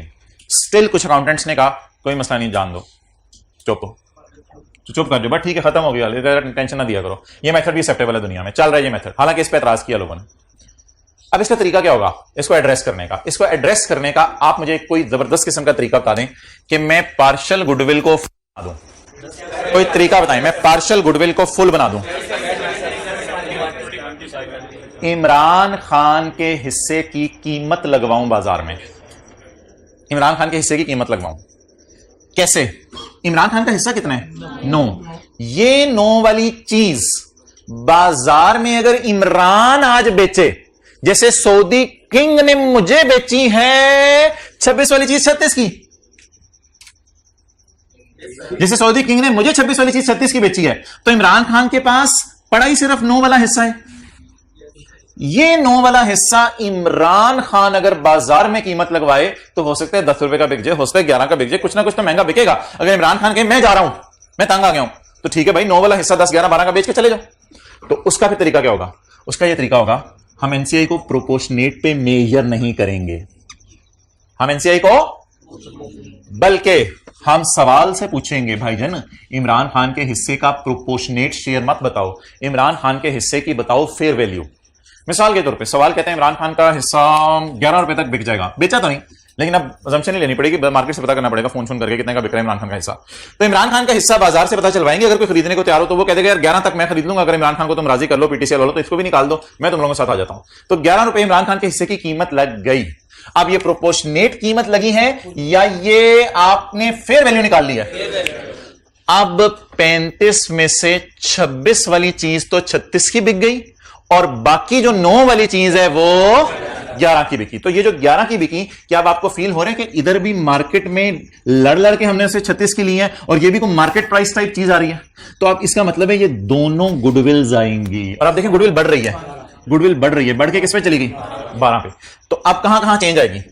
ये 11 इधर आ जाएगा क्योंकि डिफरेंटी होगी 11 की, और गुडविल 12 आ जाएगी। जब गुडविल 12 आएगी तो गुडविल की इंपेयरमेंट भी, पूरा सवाल मैं सॉल्व करूंगा, अभी मैं आपको वैसे ही बता रहा हूं, पूरा मिटा के सारा सॉल्व करने लगा हूं। अभी फिलहाल आपको कटिंग करके दिखा रहा हूं। ये कहां, ये कितना आ जाएगा? 12। जब ये 12 आ जाएगा तो 12 का 20%, अब पॉइंट्स में ले जाएं, अब पॉइंट्स में ले जाएं, 12 का 20% 2 पॉइंट, वरना 2 अच्छा नहीं लगेगा, 2.4। जब 2.4 आ जाएगा तो 2.4 यहां आएगा, लेकिन अब ये गम सिर्फ पेरेंट बर्दाश्त नहीं करेगा। अब तो इमरान खान भी फेयर वैल्यू पे आ गया है, अब ये गम दोनों बर्दाश्त करेंगे। तो 2.4 के गम को मैं इधर भी डालूंगा, इधर भी डालूंगा, 2.4 के गम को तकसीम करूंगा दोनों में। थोड़ा सा कहूंगा पेरेंट तुम बर्दाश्त कर लो गम, और थोड़ा सा इमरान खान को कहूंगा तुम बर्दाश्त। पहले इमरान खान को गम नहीं मैंने बर्दाश्त करवाया, क्यों नहीं करवाया? क्योंकि वो उसके हिस्सा ऑलरेडी प्रोपोर्शनेट बेस पे था, लेकिन अब इमरान खान का हिस्सा भी किस पे आ गया? जिसकी वजह से, इमरान खान के हिस्से की वजह से तो गुडविल बढ़ी है। तो जब उसके हिस्से की वजह से गुडविल बढ़ी तो फिर नुकसान उसको भी बर्दाश्त करना चाहिए। तो वो जो नुकसान बर्दाश्त करना होगा, अब मैं 2.4 के हिस्से करूंगा, पर जो भी हिस्सा बनेगा थोड़ा सा इधर डाल दूंगा, थोड़ा सा छोड़ो 2.4 का थोड़ा सा हिस्सा मैं इधर डाल दूंगा। लेकिन इसका एक शॉर्टकट भी होगा, ये गुडविल फुल होगी, अच्छा, लेकिन इसका एक शॉर्टकट भी होगा, वो ये होगा किसी ऐसे अकाउंट में वो नुकसान डाल दूं जिस अकाउंट में ऑलरेडी प्रोपोर्शनेट कैलकुलेशंस हो रही हैं। एसआरए में अगर इस अकाउंट में मैं डाल दूंगा इंपेयरमेंट का नुकसान, तो ऑटोमेटिकली वो नुकसान इस साइड पे आके इन दोनों अर्निंग्स को कम कर देगा और ये कम वाली फिगर्स इधर चली जाएंगी। तो अब सारी बात की जरा समरी सुनते रहिएगा स्टेप वाइज, फिर मैं आपको लिखवाऊंगा। अभी कुछ नोट नहीं करना, पेपर के लिए जो 3 बातें याद रखनी है वो बस सुन लें। जब आप इधर प्रोपोर्शनेट करें, लॉजिक बाद में बताऊंगा, पहले जरा रूल सुन लें। जब आप इधर प्रोपोर्शनेट करेंगे तो इधर फुल गुडविल आ जाएगी, जब फुल गुडविल आ जाएगी तो उसकी इंपेयरमेंट इधर डालिएगा ताकि नुकसान दोनों बर्दाश्त करें। पहली बात मेरी खत्म होगी। दूसरी बात, अगर इधर सॉरी मैंने प्रोपोर्शनेट बोला, उल्टा बोल दिया। अगर मैं प्रोपोर्शनेट करूंगा तो इधर पार्शियल, प्रोपोर्शनेट पार्शियल, पी मिल गए आपस में, चलो अच्छा हो गया। अगर मैं प्रोपोर्शनेट करूंगा तो यहां पार्शियल गुडविल आ जाएगी। जब पार्शियल गुडविल आ जाएगी तो फिर ये गुडविल का नुकसान भी सिर्फ पेरेंट को बर्दाश्त करना चाहिए, तो मैं पेरेंट को नुकसान सिर्फ यहां बर्दाश्त करवाऊंगा, जैसे मैंने पिछला सवाल कर दिया।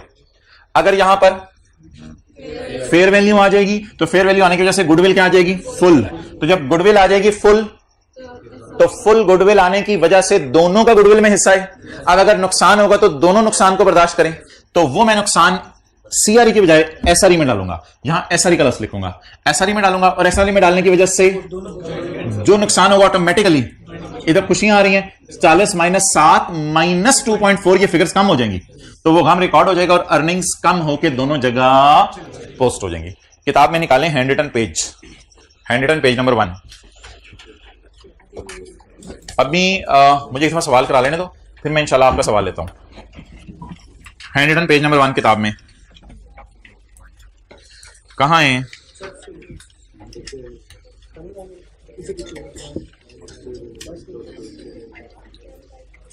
हैंड रिटन पेजेस आ रहे हैं कंसोलिडेशन के, इसमें हैंड रिटन आ रहा है पेज नंबर 2 आपकी किताब में। एंड में देखें hand written page number 2 consolidation का, पेज नंबर 2 मिल गया। हेडिंग क्या जी? Recording of impairment loss on, इसको पॉजिटिव गुडविल कहते हैं, यानी एसेट होता है। Recording of impairment loss on positive goodwill, पुरानी किताबें हैं तो उसमें नहीं होगा। Recording of impairment loss on होगा उसमें भी, वैसे उसमें, लेकिन वॉल्यूम 1 में था। Recording of impairment loss on positive goodwill. अगर हम एनसीआई को किस पे रखेंगे?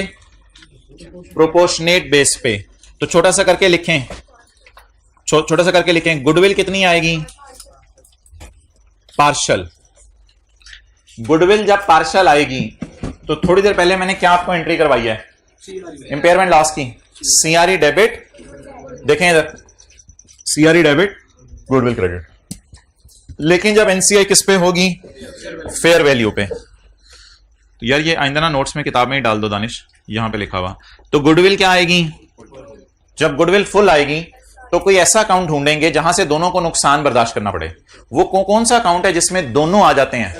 एसआरई। वहां पे नुकसान को रिकॉर्ड कर देंगे, ये नुकसान दोनों में ऑटोमेटिकली शेयर हो जाएगा, बार बार कैलकुलेटर पे परसेंटेजेस नहीं लगानी पड़ेंगी।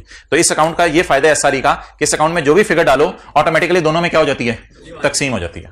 तो when NCI will B eight fair value, तो एसआरई डेबिट, गुडविल क्रेडिट। ये हमारा क्वेश्चन बना 1 और ये हमारा क्वेश्चन बना 2। पेज नंबर कौन सा था? 618।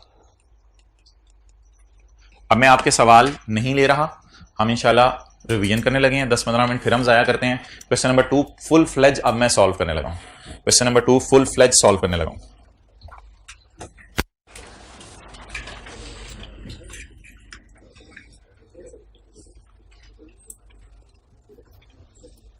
जी मोहतरम, assume all the data is same as in question 1 except NCI की फेयर वैल्यू है 11,000 और गुडविल उसी तरह कितने परसेंट इंपेयर हुई है? 20%। तो अगर मैं ऐसा कर लूं, इधर देखें, अगर मैं ऐसा कर लूं, देखते रहिएगा जरा, इसे मैं क्वेश्चन 2 कर दूं, इसको मैं काट दूं। NCI is measured at proportionate share. आपने नहीं करना, NCI is measured at which is, सवाल में गिवन है क्वेश्चन 2 में, which is 11,000 on acquisition date। अब मुझे बताएं क्वेश्चन 2 मुझे खोलने की जरूरत है या ये मेरा क्वेश्चन 2 बन गया? लेकिन इस लाइन ने तहस नहस कर देनी है हमारी सारी चीजें और हमारी 2-3 वर्किंग्स के अंदर चेंज आएगी। बिस्मिल्लाह पढ़ते हैं। और ये 1 2 3 4 5 6 7 8 9 10 फिगर्स पोस्ट करते हैं और सवाल शुरू करते हैं।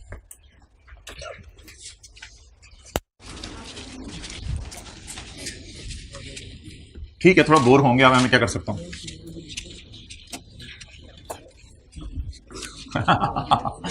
अल्लाह अकबर। चलें जी, सवाल जरा एक दफा करने दो, खोलने दो। जिस एंगल से मैं सोचने कहूंगा उस एंगल से सोचना, उस एंगल से हट के सोचोगे कंसोलिडेशन में, तो कंसोलिडेशन में फिर इन्हीं चक्रों में पड़े रहोगे और पेपर के अंदर जो एडजस्टमेंट्स आएंगे उनको टैकल नहीं कर सकोगे। कंसोलिडेशन में जितना सोचने को जिस तरह कहा जाए उस तरह सोचें। फिर भी अगर आपका दिल चाहता है इट्स अप टू यू, आप सवाल पूछना चाहें पूछें, टाइम जाया होगा। Let's start ji. पीपी बोलें। 105 और 78। आगे क्या आ रही है? Loan receivable. यार भाई ना ना ना ना अटेंटिव रहे। Loan receivable 20। इन्वेस्टमेंट्स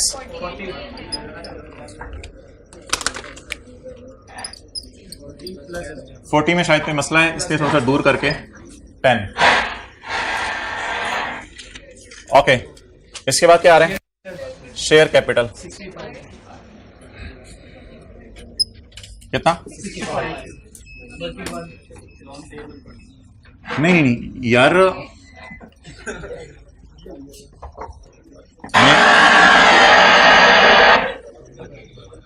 मैं अभी इधर हूं और आप इधर पहुंचे हुए हो। ये मसला कब से है? शेयर कैपिटल 65 और सब्सिडरी का शेयर कैपिटल 22 पूरा कर ले।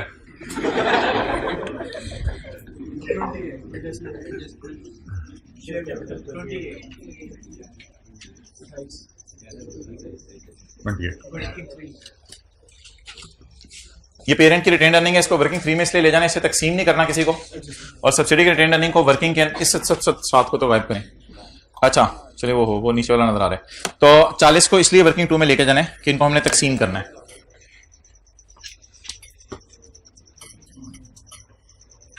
वर्किंग नंबर 2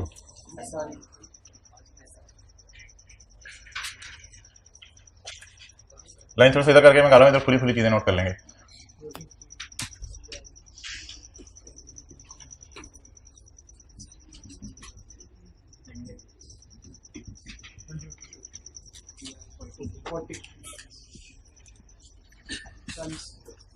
सारी 40 10 फिगर्स पूरी करा दें ताकि इजी मार्क्स हो जाए। Loan payable 20,000।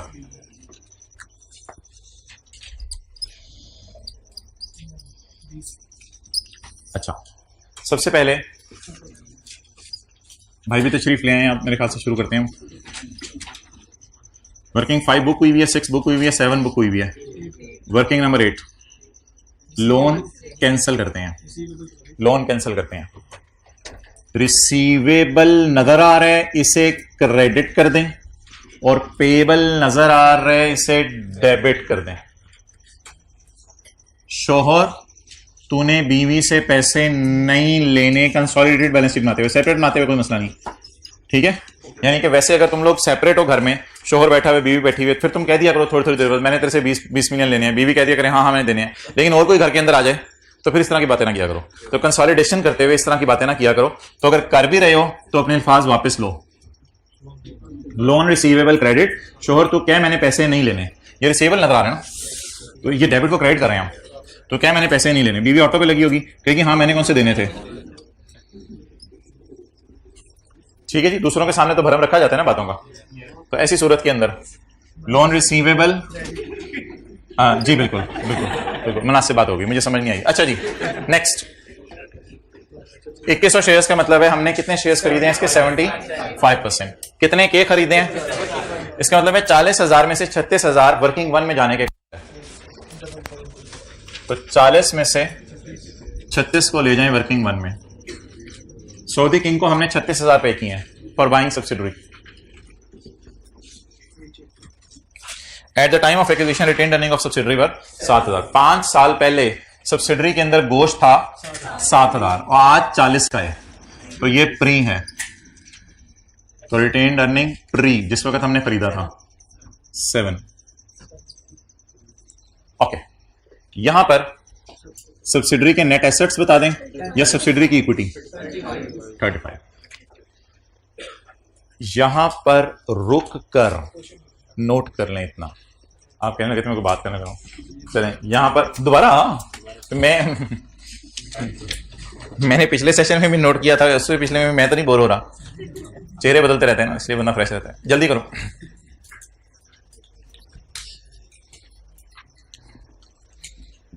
H2O है, NaCl है, लेमन है, शुगर है,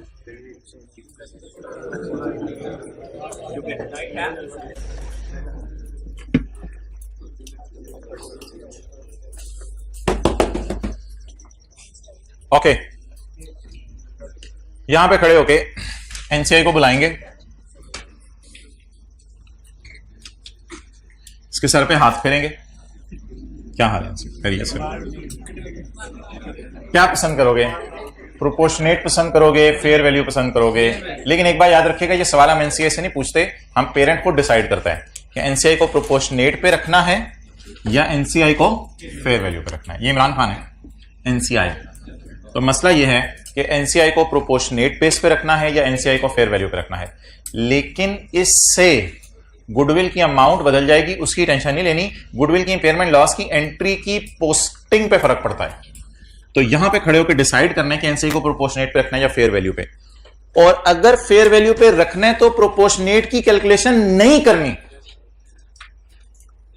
अगर प्रोपोर्शनेट पे नहीं रख रहे और फेयर वैल्यू पे रख रहे हैं तो प्रोपोर्शनेट की कैलकुलेशन नहीं करनी। और सवाल में फेयर वैल्यू दी होगी वो आपने ले लेनी। आपने ये नहीं चेक करना प्रोपोर्शनेट तो आ रहा है 9 और फेयर वैल्यू है 11। और भाई बस या प्रोपोर्शनेट शेयर उठाएं या फेयर वैल्यू उठाएं, दोनों में से एक चीज उठा लें।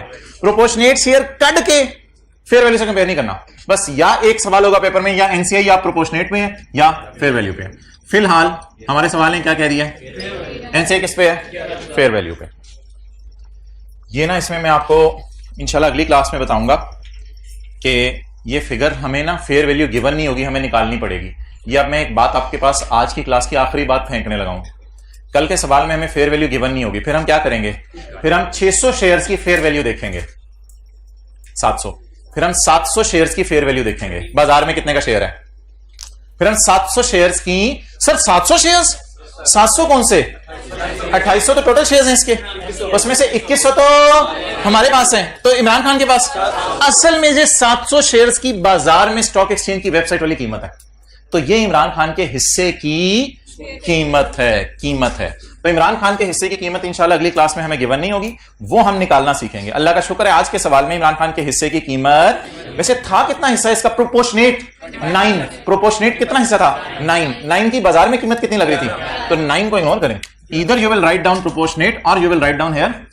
लेकिन अब जितनी चीजें ना वो डबल एंट्री के जरिए चलेंगी, क्योंकि बैलेंस शीट से नहीं उठा रहा मैं। तो NCI is measured eight fair value which is 11,000। 11 को पकड़े, वर्किंग 1। एनसीआई को हमने रखा है फेयर वैल्यू। चलें जी, गुडविल निकाल लें आप। अब देखें ना, ये हमारा हिस्से की लड़ की कीमत लगी है, ये इमरान खान के हिस्से की कीमत लगी है। अब गुडविल पूरी सब्सिडरी की आ जाएगी। पेपर में लिखना नहीं, लेकिन आज जरूर लिख लें, गुडविल फुल आ जाएगी। Balancing double entry.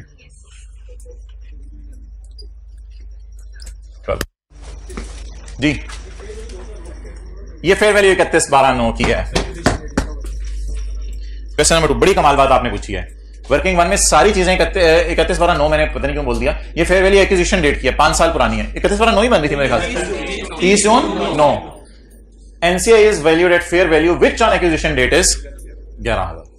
तो एक्विजिशन डेट के ऊपर इमरान खान के हिस्से की ये कीमत थी। अच्छा जी, गुडविल आ गई। गुडविल तो नॉर्मल तरीके से चलेगी, पता ही नहीं चला फुल है या पार्शल है, ना भी पता चले कोई मसला नहीं। 12 हमने एंट्री कर देनी है। मसला सिर्फ तब आना है जब इसकी क्या कर कैलकुलेट करनी है, इंपेयरमेंट। तो working number 9, important loss, impairment loss. Goodwill पकड़ें, 12 पे लगाएं 20%। 2 ना लिखें फिर तो वो सेम लगेगा पिछले जैसा, 2.4। अच्छा, अब इंपेयरमेंट लॉस एक्सपेंस इन P&L डेबिट, लेकिन P&L तो हमारे हाथ में है ही नहीं अनलकीली, और गुडविल क्रेडिट। अच्छा, अब सवाल यह है कि यह खर्चा कौन कौन शेयर करे। ये खर्चा 70 और 30% में शेयर करवाएं या सारा खर्चा पेरेंट को दे दें? शेयर करवाएं। अब आप मुझे बता दें इधर में क्या लिखूं? SRE, यानी अर्निंग इधर कम कराएं। खर्चे बुक याद रखिएगा, खर्चे बुक डेबिट साइड पे होते हैं, खर्चे अर्निंग को कम करते हैं, खर्चे अर्निंग को कम करते हैं।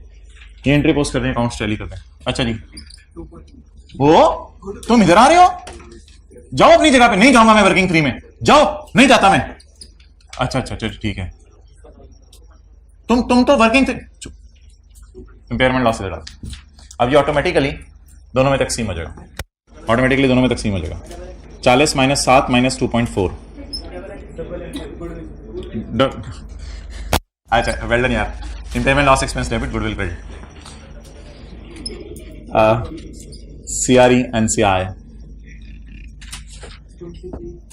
बताओ 0.6 कितना पॉइंट 30 पॉइंट नहीं कारकुर दे वाला कोई चक्कर नहीं है रखा अब 0.4 है तो इंटू 75%। अच्छा ये मैंने एक काम कर रहा हूं लेकिन अगर मैंने किया तो आपने भी पेपर में ये काम शुरू कर देना है। अच्छा नहीं पॉइंट के बाद एक ही डिजिट रखो 0.9 और 30.6 इंटू 7.7। चलें जी एक बबलू आया था उसने ऐसे पकड़ा था 30.6 कैलकुलेटर पे लिखो 40 - 7 - 2.4 एक फिगर बाहर आएगी आ गई 30.6। चलें जी अब ये 22 सारिया ये पहले मेरे ख्याल से खुशियां ज्यादा थी पहले 25 था इधर लेकिन अब वो गम भी तो इसको देना है ना दोनों को तो 22 सारिया 9 7.7 को ले ली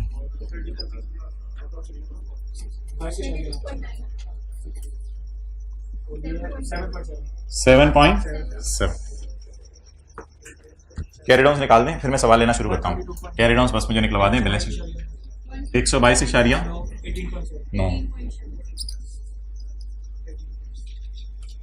18.7 चलें CRE 122.9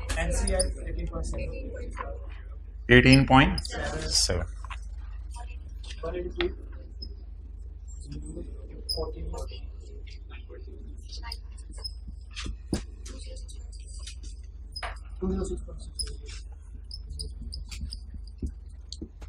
चलो भाई सवाल पूछ लो।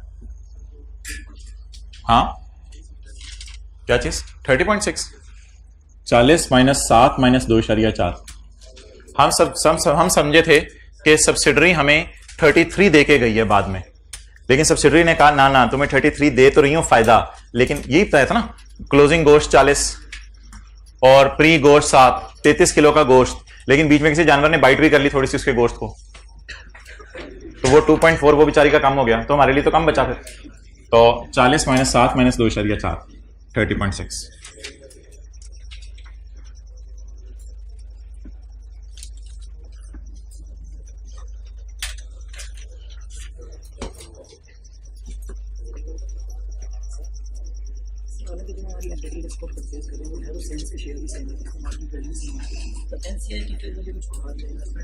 इसलिए कि कंट्रोलिंग इंटरेस्ट बाजार में महंगा मिलता है ये वजह होती है ऐसे कोई बेचता नहीं है। अच्छा जी हाँ जी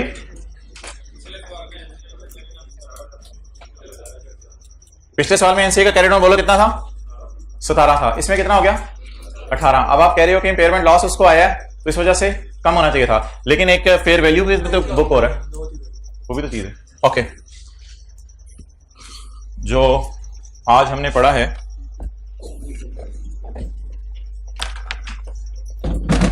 कल वॉल्यूम 1 भी लाइएगा उसके बारे में मुझे बता दें अभी तक जो हमने सारा पढ़ा है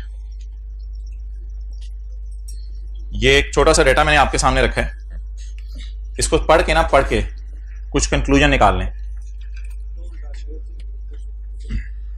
कैलकुलेटर पकड़ के कुछ कंक्लूजन निकाल लें जरा आज वाले कॉन्सेप्ट्स की ना रिवीजन हो जाए।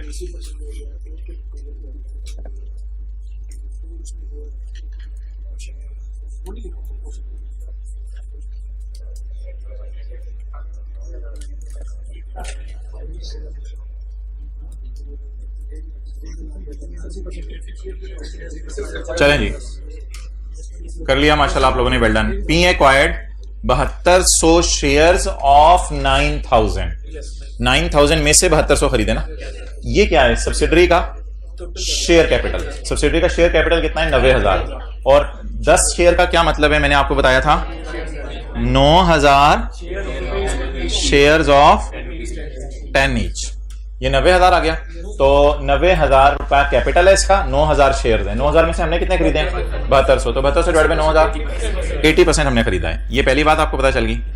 1,10,000 में हमने खरीदा है लेकिन इन्वेस्टमेंट्स 1,11,000 की आ रही हैं तो 1,10,000 वर्किंग 1 में ले जाएंगे और 1,000 बैलेंस शीट के फेस पे नजर आता रहेगा। और दूसरी बात हमने आज ये पढ़ी है ऐसा ही है कि पेरेंट की किताबों में क्या नजर आ रहा था, लोन रिसीवेबल, और सब्सिडरी की किताबों में लोन पेएबल नजर आ रहा था। इसकी एक एंट्री बनती है, एंट्री बताएं। रिसीवेबल डेबिट पे नजर आ रहे हैं, रिसीवेबल को क्रेडिट कर दें, और पेएबल क्रेडिट पे नजर आ रहे हैं, पेएबल को डेबिट कर दें। Okay,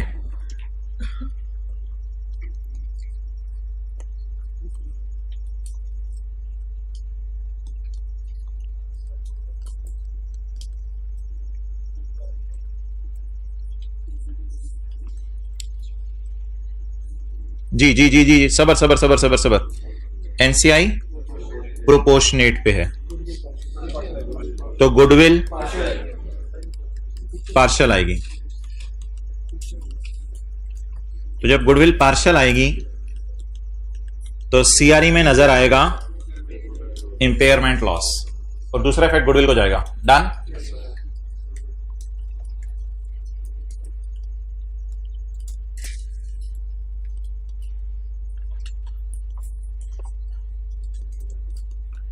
investment, equity, NCI fair value पे ना, पार्शियल नहीं, गुडविल आएगी फुल। वर्किंग 3 में नहीं जाएगा, बल्कि वर्किंग 2 हम इसके नीचे करते हैं, एसआरई में जाएगा इंपेयरमेंट लॉस। ऑटोमेटिकली सीआरई और एनसीआई को क्या हो जाएगा, तकसीम हो जाएगा, प्रोपोर्शनेट फेयर वैल्यू। ये इनके दरमियान में जुदाई, ये तस्वीर आपने खींच दी, तो ये फर्क पड़ेगा प्रोपोर्शनेट से और फेयर वैल्यू से।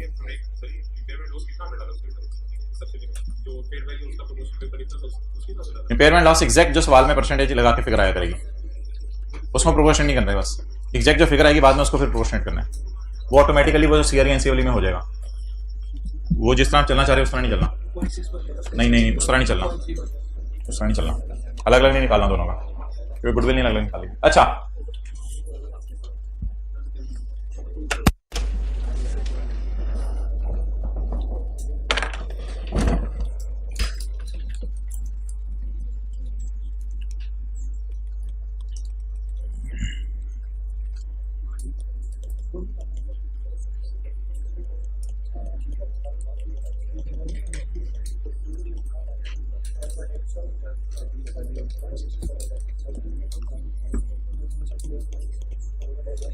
नहीं उस तरह ना चलाओ उसको।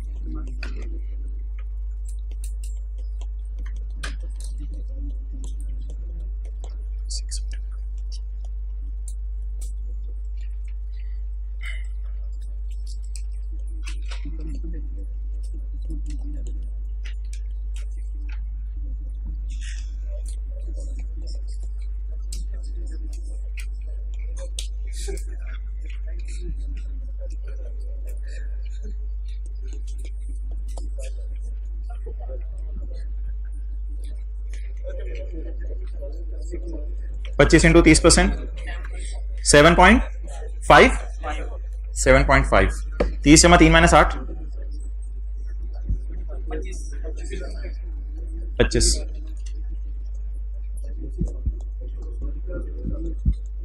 कितना आ गया, 30, 55।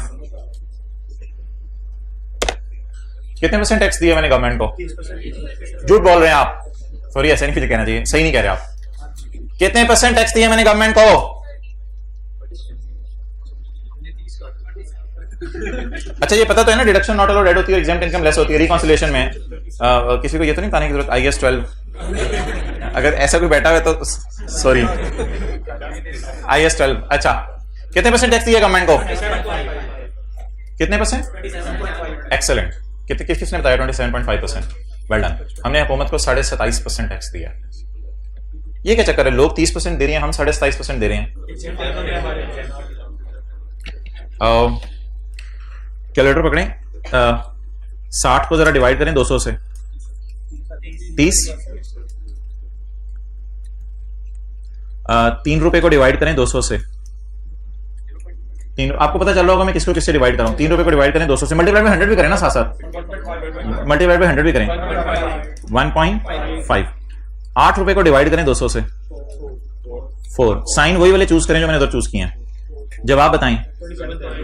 27 पॉइंट। हमारी ऑर्गेनाइजेशन लकी रही है, इसने हुकूमत को 27.5% टैक्स दिया है।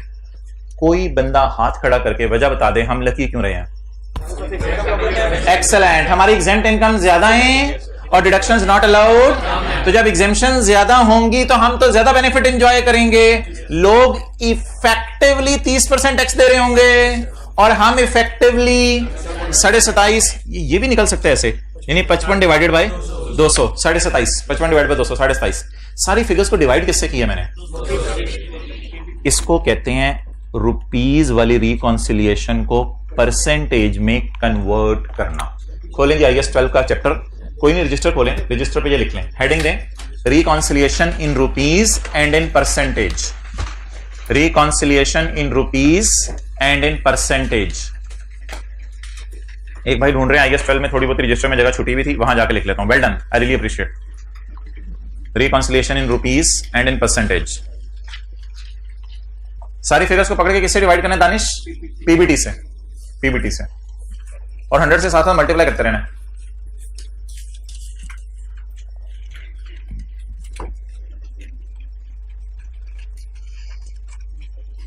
इसको मैं ब्रैकेट में ले रहा हूं, ये तो वर्किंग है ना छोटी सी बीच में। दुनिया में ना कुछ लोग ये वाली रिकॉन्सिलिएशन बना रहे हैं और दुनिया में कुछ लोग ये वाली रिकॉन्सिलिएशन बना के दे रहे हैं।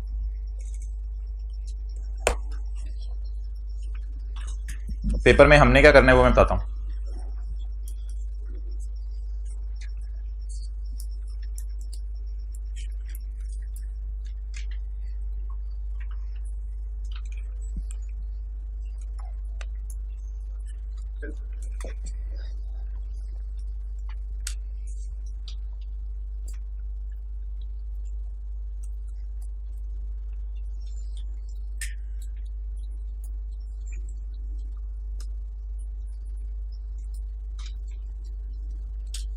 What is your effective rate of tax?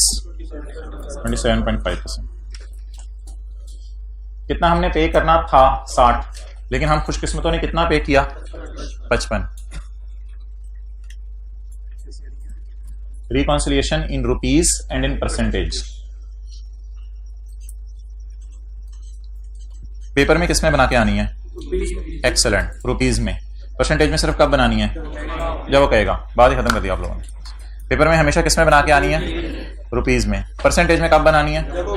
जब वो बताएगा। आज तक कब बना था? क्या 1961। तो 61 से अभी तक कितने साल हो गए? 50, 60 हो गए। 61 इयर्स में आज तक उसने कभी ये परसेंटेज में मांगी नहीं। अब कुछ लोग कहते हैं अच्छा हमारी दफा इसका मतलब है आनी है, तो ये पिछले 10 साल से भी लोग यही कह रहे हैं अच्छा 50 साल हो गए नहीं आई, हमारी दफा आएगी। तो ये परसेंटेज में भी रिकॉन्सिलिएशन बनती है।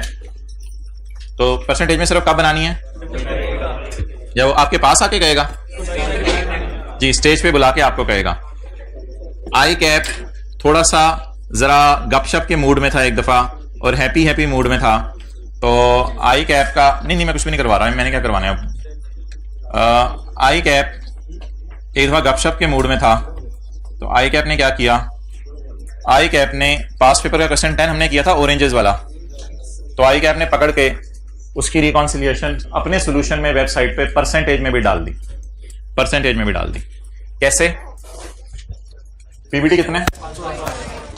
ये वाली तो कैलकुलेशन करनी पड़ेगी ना।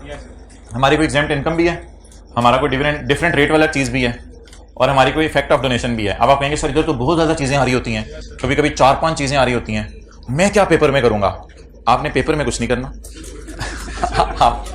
आपने जो है ना रुपीज में बना लेनी है रफ वर्किंग में, और परसेंटेज वाली फिर मेन में ले आनी है। रुपीज में बना के आपने इन 1 2 3 4 5 पांचों को पकड़ना है, पांचों को पकड़ के इधर बुलाना है।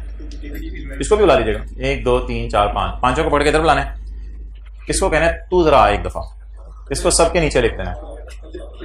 साइन कौन सा यूज करना है यहाँ? प्लस वाला का प्लस, माइनस वाला का माइनस। इस ऑर्गेनाइजेशन का टैक्स रेट कितना था? 30%। इफेक्टिवली कितना दिया? वजह मैं बताता हूं, ठहरें, फीस दी हुई, वजह मैं बताता हूं। वजह इसकी प्रोबेबली ये होगी कि एग्जाम्प्ट इनकम्स थोड़ी ज्यादा हैं और डिडक्शन नॉट अलाउड कम है, और एक इनकम कम रेट वाली भी है, एक इनकम, ये वजह भी बनी है। तो ये 2-3 फैक्टर्स ने रोल प्ले किया, और अल्लाह का शुक्र है जहां लोग 30-30% हुकूमत को देके आ रहे थे, 30-30 अरब हुकूमत को देके आ रहे थे, तो हमने सिर्फ 28.21 अरब हुकूमत को दिए, बाकी अरब हमारे। ठीक है जी। अब होमवर्क के अंदर सवाल आपने ये कौन सा वाला क्वेश्चन किया? 1 और 2 किया, तो 2 के नीचे है 3। वो कितनी देर में हो जाएगा इस तरह का सवाल? 10-12 मिनट में। Question number 3। और ये बड़ा अच्छा काम आप लोग कर रहे हैं कि वो जो IS 38 का नोट कल आप लोगों ने रिवाइज किया था, आज कोई लीज का सवाल आप एक कर लेंगे जरा जाके पास पेपर का कोई, ये बड़ा अच्छा, क्योंकि आजकल टाइम मिल रहा है आपको। ठीक है जी, जाएं।